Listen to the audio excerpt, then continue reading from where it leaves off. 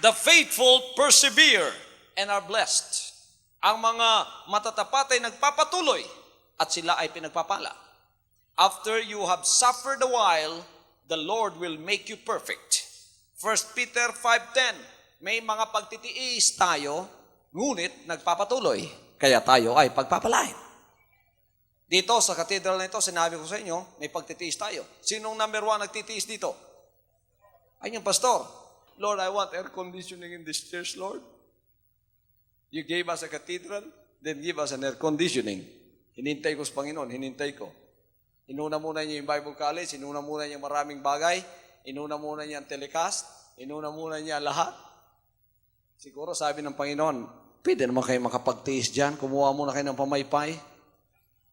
So siguro nakita ng Panginoon ngayon, tamang-tama na yung pagtitiis, pagpapawis natin, at nagpatuloy tayo. Hindi tayo sumurrender, hindi natin sinabi, hindi ako magsasamba dyan. Ang layo pa, ang init pa. Pero totoo yan. Pero nagpatuloy tayo. Nilalampasan natin ang lahat ng mga, nilalampasan natin ang lahat ng mga bahay-sambahan sa downtown na malapit sa inyo, aircon pa, at hindi pa mainit. Nilalampasan nyo and you faithfully come over here on Sunday and you pass by all of those churches that are comfortable to you and you come. This is a long ways from downtown and it is a very hot church. It's like being in the oven. I thank God today it's a little bit cooler because it rained last night.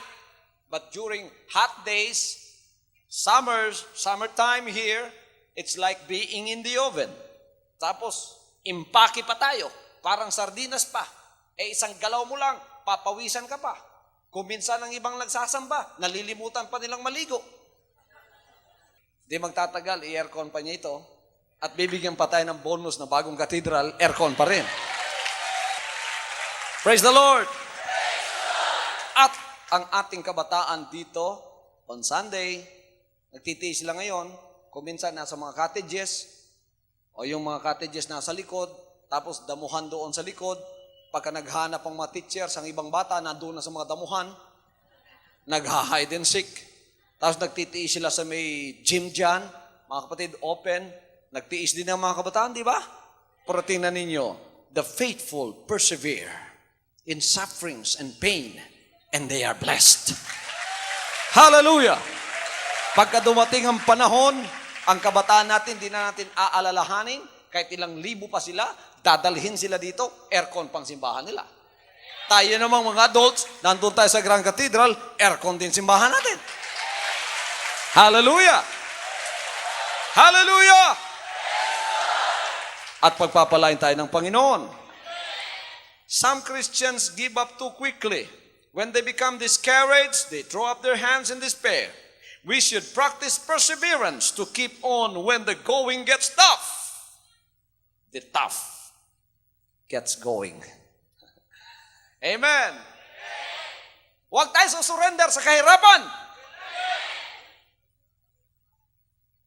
Huwag tayo susurrender maghahansap. Mahirap. Mainit. Do not throw up your hands in surrender when the going gets tough. You must get going. You persevere, and then the Lord will bless you. Because faithfulness is graded through perseverance. Ang grado mo sa faithfulness nangyayari sa pamamagitan ng pagtitiis. Pagka ikaw ay nagtitiis, sinusukat ng Diyos ang grado mo, mga kapatid, sa pagiging matapat. Ang anak ko, graduate na yan sa katapatan, sa pagtitiis. Kaya siya ay karapat-dapat na aking pagpalain. Tingnan nyo, nung kagraduate na ako sa aking sasakyan na tumitirik. Pastor, mayroon po may sakit sa ospital, pumunta ka. Sinakyan ko na yung sasakyan ko. Pagka pupunta kayo doon sa may bakery, mayroon puting kotse doon na nakatanbay. Yun ang sasakyan ko noon. Matagal kong kasama yun. Tapos sasakyan ko na yung sasakyan ko. Ang sasakyan yan, ang maganda niyan, pagka in-start mo, kahit ating gabi, i-start yan. Amen. Pagkatapos mga kapatid, pagka tumatakbo ka na, eto lang ang sakit niya. Pagka mga 2 kilometro, 3 lang natakbo, titirik na yan.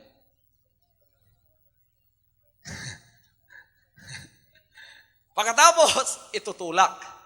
Pag tinulak, mga 3 beses, hindi umandar, maglakad ka na. Iwan mo na, hindi naandar yan. Pero pag tinulak mo, first push mo, umandar, swerte ka. Tatakbo na yan. May tumawag sa akin, naghihingalo daw yung tao nasa ospital. Kailangan i-pray over para mabuhay. Tumirik sa gitna ng daan. Nung dumating ako, sabi nung tumawag sa akin, Pastor, patay na po. Nahuli kayo. So sabi ko sa Panginoon, bigyan mo ako ng bagong sasakyan para mabutan ko yung mga tao, hindi pa mamamatay, may dadalangin ko. And I waited, and I persevered sa kahirapan na gano'n. At tingnan nyo ngayon kung anong ginagawa ng Diyos na pagpapala sa atin. I'm just making an example of myself. I don't have any reference of any other people that I know. All I know is about the experience that I have. So, please excuse me for that. Pero eto siguro nasasabi ko sa inyo, dahil ang iba sa inyo siguro nagtitiis ngayon sa inyong paglilingkod. Magtiis kayo. Keep on. Do not throw in the towel. Do not raise up your hands in despair and surrender. You just continue on. You just persevere. And the Lord has blessings in store for you.